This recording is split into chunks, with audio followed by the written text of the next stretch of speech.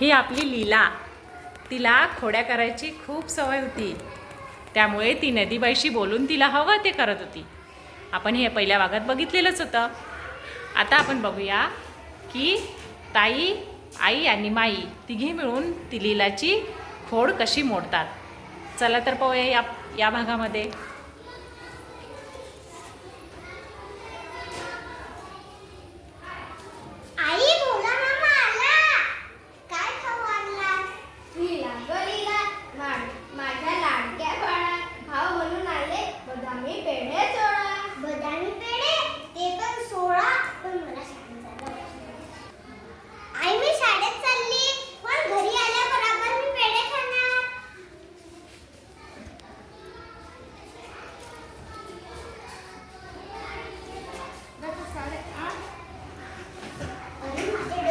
डोळ्यासमोर तर पेढेच दिसताय.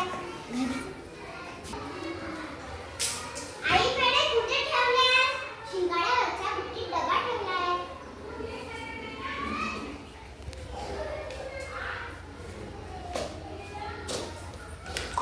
आई पेढे कुठे गेले? आई यात एक पण पेढा नाही. लीला, ए लीला, काय ग आई? पेढे कुठे गेले? कुठे गेले म्हणजे मी खाल्लेस. नदीला दिल्यात आणि मी खाल्ल्यात. अगं मूर्ख, तू बदामी पेढे नदीत टाकले. मूर्ख कुठली?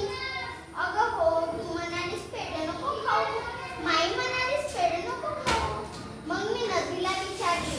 नदीबाई म्हणाली, नीला ग नीला, पेढे आहे सोडा, तू घे आण आणि मला दे आण. अगं पण नदी कशी बोलणार? कशी म्हणजे?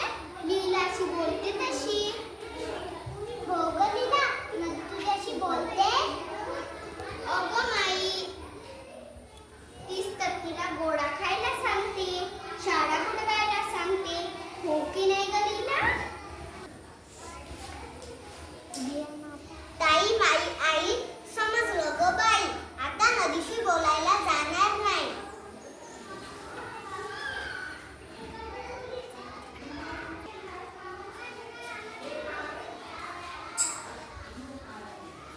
लीला, नीला, घ्या एक एक पेढा आणि खेळायला पडा.